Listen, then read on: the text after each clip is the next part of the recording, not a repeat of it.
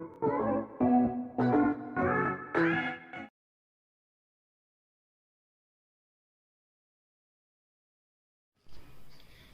all, I am Rakhi and I am going to make your chemistry very easy and interesting by giving tricks and tricks.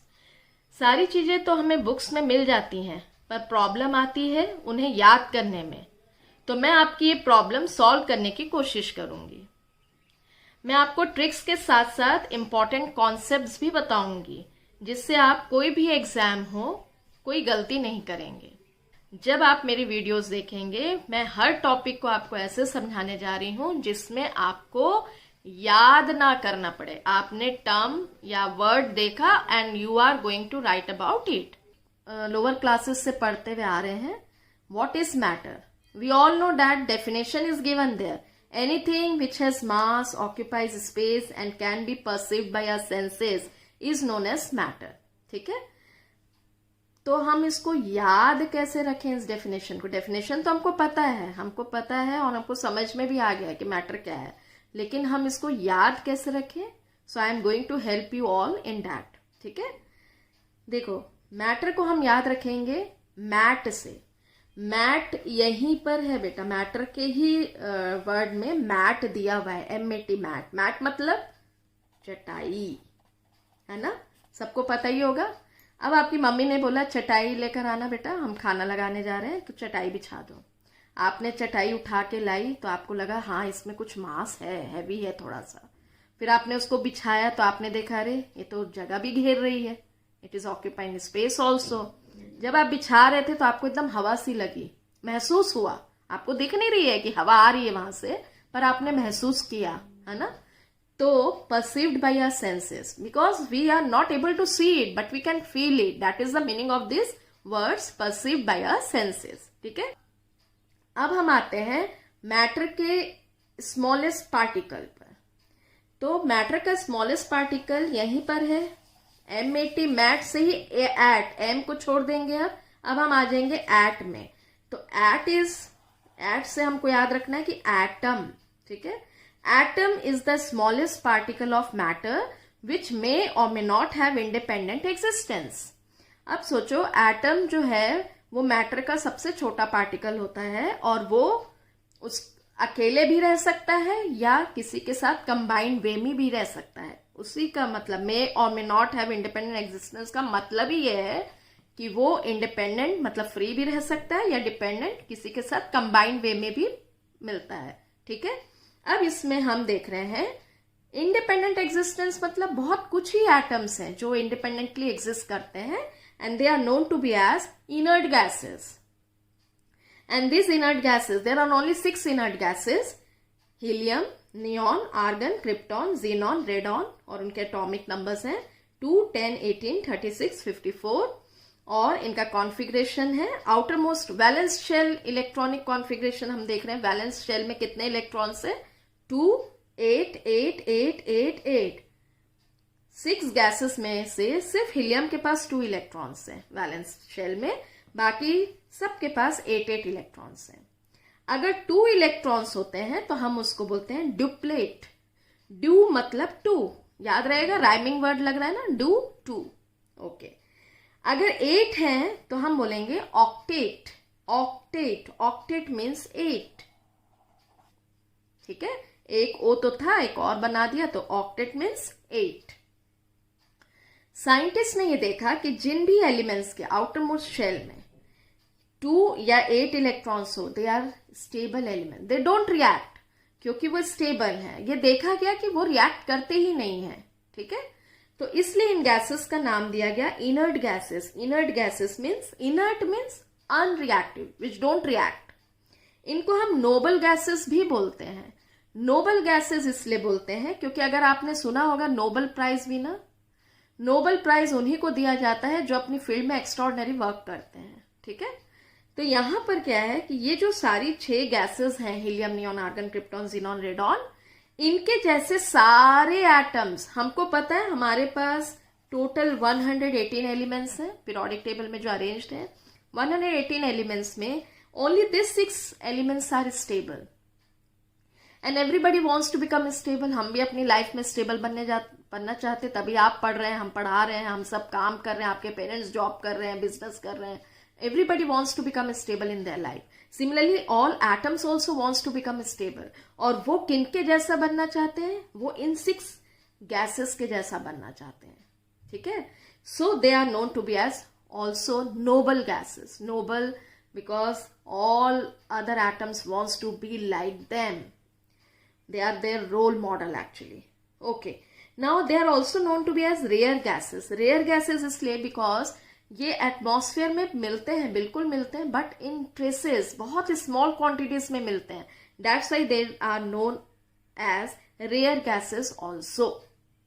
ठीक है. Atom के अंदर भी सब atomic particles होते हैं. एटम के अंदर जो पार्टिकल्स होते हैं उनको हम बोलते हैं सब एटॉमिक पार्टिकल्स. सब एटॉमिक इसलिए बोला जा रहा है क्योंकि वो उसके अंदर है. ठीक है. एटम के अंदर वाले पार्टिकल्स को जो अंदर प्रेजेंट होते हैं उनको हम बोलते हैं सब एटॉमिक पार्टिकल्स, या हम इसको फंडामेंटल पार्टिकल्स भी बोलते हैं. Fundamental particles means very basic particles. Very basic particles. सोचो, एक डॉट मैंने बनाया ना, एक डॉट बनाया मैंने पेन से. इस एक डॉट में बिलियंस ऑफ एटम्स हैं. तो जस्ट इमेजिन उसके अंदर जो और पार्टिकल्स हैं, सब एटॉमिक पार्टिकल्स, वो कितने छोटे होंगे. और उन सब एटॉमिक पार्टिकल्स को हम कैसे याद रखेंगे? कौन से 3 होते हैं? सबको पता है, I know that. Proton, electron and neutron. But we will remember this by a code pen. कैसे? मैंने अभी पेन से एक डॉट बनाया ना. मेरा पेन कैसा है? सुपर फास्ट पेन है. सब एटॉमिक पार्टिकल, सब का S, P का सुपर फास्ट पेन है मेरे पास. सुपर फास्ट, फंडामेंटल भी बोला जाता है. सुपर, सब एटॉमिक से S ले लिया, सुपर फंडामेंटल से F ले लिया, फास्ट पार्टिकल्स, पेन, तो P फॉर पार्टिकल्स. ठीक है. ओके. P मतलब प्रोटॉन, P मतलब प्रोटॉन, P मतलब पॉजिटिव. तो protons are positively charge particles. Electron, E मतलब इलेक्ट्रॉन है. Electron e⁻, electron negatively charge particle है. और हमको पता है electricity is due to the flow of electrons. Then neutron is a neutral particle. Neutral means having no charge, and for neutron no charge. Okay, so no charge, so 0. Okay, so ये 3 हमारे पास particles हमको याद रहेंगे pen से.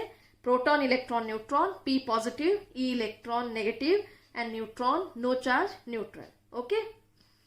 हर atom neutral होता है. Atom neutral क्यों होता है? क्योंकि उसमें number of protons are always equals to number of electrons. मैंने लिखा +2 -2, तो what will be the answer? 0, क्योंकि +2 -2 गेट कैंसिल्ड. ठीक है. तो हमेशा याद रखना है एटम क्यों न्यूट्रल होता है? क्योंकि उसमें number of protons and number of electrons equal होते हैं. ओके. एटम के अंदर एक न्यूक्लियस होता है, उसमें 2 पार्टिकल्स होते हैं, प्रोटॉन्स एंड न्यूट्रॉन्स. और E जो है इलेक्ट्रॉन, वो ऑर्बिट्स में रिवॉल्व करता रहता है. Orbits, circular path around the nucleus, जिसको हम ऑर्बिट्स बोलते हैं या शेल्स भी बोलते हैं, वहां रिवॉल्व करता रहता है. तो जब भी एटम, वो सिर्फ इलेक्ट्रॉन डोनेट या एक्सेप्ट कर सकता है. क्यों? क्योंकि प्रोटॉन एंड न्यूट्रॉन्स तो न्यूक्लियस के अंदर है, वो नहीं देना लेना होगा उसका. एटम हमेशा इलेक्ट्रॉन देगा या लेगा टू बिकम स्टेबल. यहाँ बहुत 2 कॉमन एग्जाम्पल्स लिए. Sodium, atomic number 11, 281 configuration. अब देखो ये स्टेबल है, ये स्टेबल है. क्यों? क्योंकि ये 2-8 स्टेबल है, आउटर मोस्ट में एक इलेक्ट्रॉन है, ये डिस्टर्बिंग फैक्टर है. तो या उसके पास 2 ऑप्शन है सोडियम के पास, या तो वो एक इलेक्ट्रॉन दे दे, या 7 ले ले तो 8 हो जाएगा. तो वो दोनों केस में स्टेबल हो रहा है. ठीक है. लेकिन क्या इजी रहेगा, 7 लेना कि 1 देना? ऑब्वियसली 1 देना. तो इट डोनेट्स 1 इलेक्ट्रॉन. तो डोनेट्स इलेक्ट्रॉन है, तो इसलिए यहाँ माइनस साइन लिखेंगे. 1 इलेक्ट्रॉन दिया उसने. अब इसका कॉन्फ़िगरेशन हो गया 2-8. देखो इसमें कितने प्रोटॉन्स हैं, 11 और 11 इलेक्ट्रॉन्स। अभी मैंने बताया प्रोटॉन्स इलेक्ट्रॉन्स इक्वल होते हैं एटम में, ठीक है, क्योंकि एटम न्यूट्रल होता है। अब यहाँ पर कितना बचा, प्रोटॉन 11 ही है लेकिन इलेक्ट्रॉन्स 10 हो गए। Protons never changes, I just told you, proton कभी भी चेंज नहीं हो गया, वो एज इट इज रहेंगे, फिक्स रहते हैं। तो इलेक्ट्रॉन 10 हो गया। अब यहाँ पर कौन सा चार्ज ज्यादा है, एक चार्ज ज्यादा है, दैट इज प्लस, ठीक है। तो Na will develop plus charge. Let's see another example. Chlorine, chlorine का एटॉमिक नंबर है 17, 287। अरे एक इलेक्ट्रॉन इसको मिल जाए तो ये स्टेबल हो जाएगा, है ना, एक इलेक्ट्रॉन। इसके लिए क्या इजी रहेगा, एक लेना कि 7 देना, ऑब्वियसली एक लेना।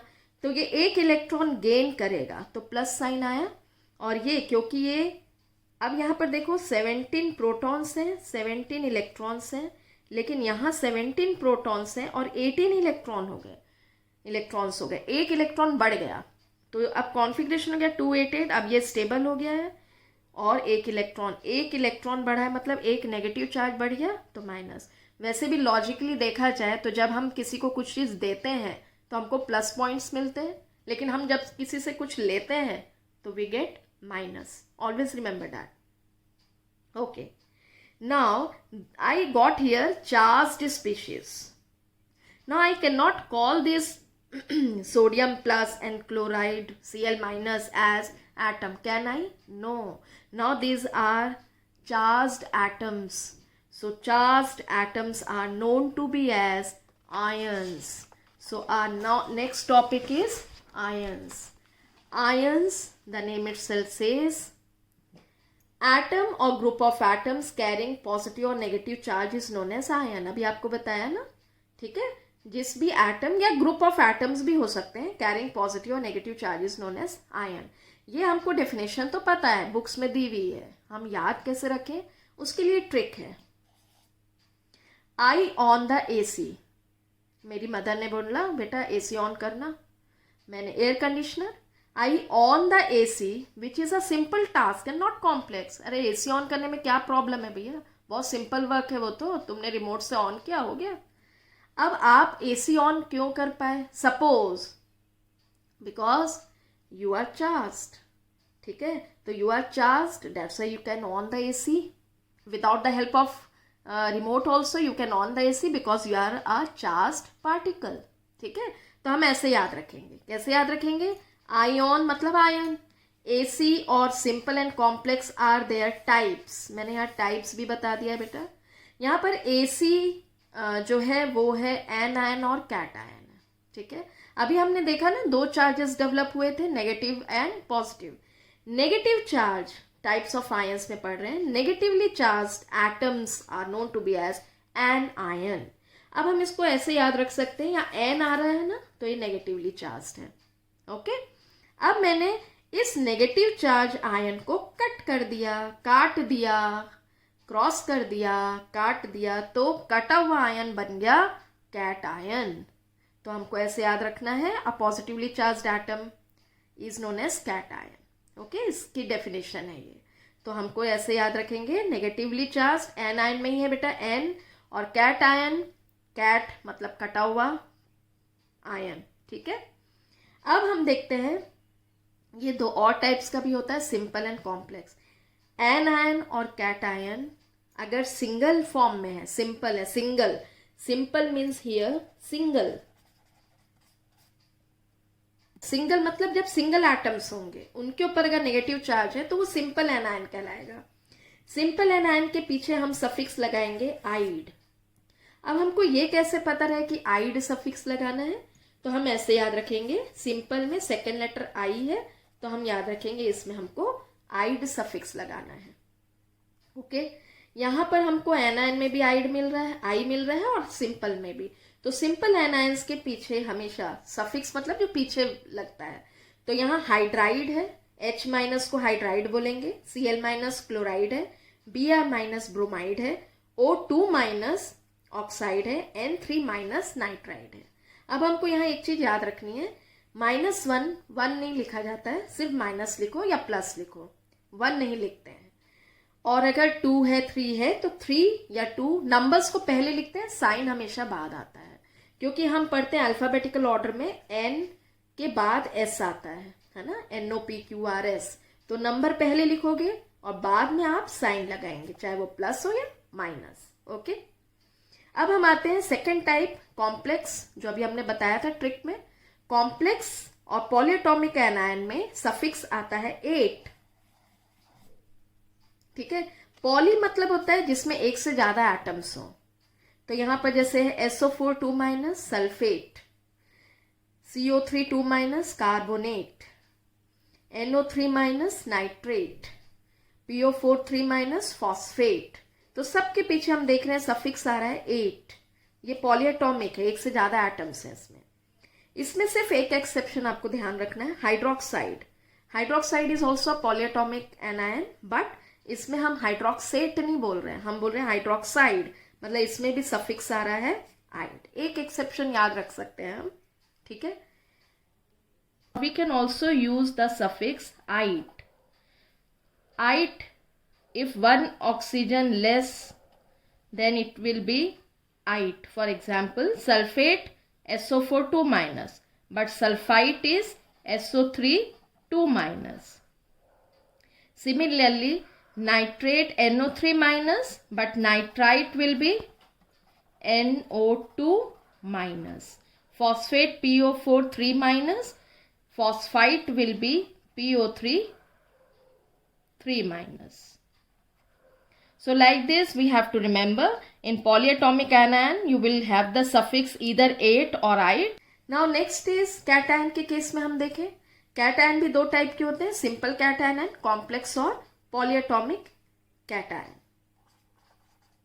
ठीक है, सबसे अच्छी बात यह है कि कैटायंस के नाम में कोई चेंज नहीं होता, चाहे वो सिंपल है या कॉम्प्लेक्स है, there is no change.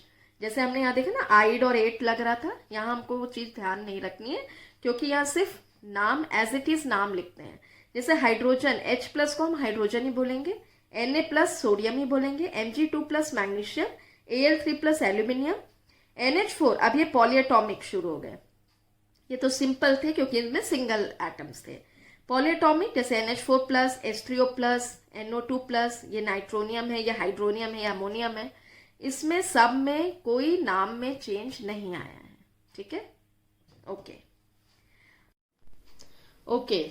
So today's last topic of this video is molecule. Now what is the definition of molecule? Molecule is the combination of atoms, may be same or different, and have independent existence. Now we should know that molecule is formed by the combination of atoms. Now atoms may be same if same atoms will combine, or different if different atoms will combine. It has independent existence. Now molecule, why it has independent existence? Because it is already in a combined manner. Yes, so why it is going to combine again? Okay. Now what is the trick? How to remember the definition of molecule? The trick is atom itself. From the word atom, the last alphabet we can see is M. Okay, so what does this M denotes? M denotes molecule. So by the combination of atoms, molecule is formed. Now let's come to its type. There are two types of molecule. If molecule is made up of same kind of atoms, then it will be known as homoatomic molecule. Now homo, how to remember this? Mo is already there, molecule. So first two letters mo, you have to just add to its prefix HO, that is homo. Homo means same. Okay, so homoatomic molecule will be a molecule which is made up of same kind of atoms. Now the next type of molecule is heteroatomic molecule. Hetero means different. If homo is same, hetero will be different. Now it is made up of different kinds of atoms. Homoatomic molecule is also known to be as, we can also call those molecules as molecule of element. Why molecule of element? How to remember that there are two types? Means homo is known as molecule of element and hetero is known as molecule of compound. Now look here, in this word molecule, we are getting two letters C and E. So C is compound and E is element. So molecule of element is homo. Why? Because we are having similar letters here. We can see E, E, E again and again the same letters is repeating here. तो ये element जो है बेटा, ये element is a homoatomic molecule. ठीक है? So molecule of element is homoatomic molecule and molecule of compound will be heteroatomic molecule. Okay? For example, H2. Hydrogen molecule consists of only and only hydrogen atoms. Oxygen molecule consists of only and only oxygen atoms. Fluorine, fluorine atoms. Chlorine, chlorine atoms, etc. Now here, molecule of compound. Different kinds of compounds, atoms are here. H2O, hydrogen and oxygen, water. Carbon dioxide, carbon and oxygen. Ammonia, nitrogen and hydrogen. Hydrogen chloride, HCl. So in some books you might have seen H2O or you might have confused that water molecule है कि compound है. It is actually a molecule of compound. Why? Because it is made up of different kinds of atoms. It is made by the combination of different atoms. Okay? तो अगर आपको मेरा ये video अच्छा लगा तो please hit the like button, subscribe my channel and click the bell icon. And my next video will be on the topic radicals. और radicals की इतनी बढ़िया ट्रिक बताऊंगी कि आपको उसको कभी भी याद करने की जरूरत नहीं पड़ेगी. Thank you all.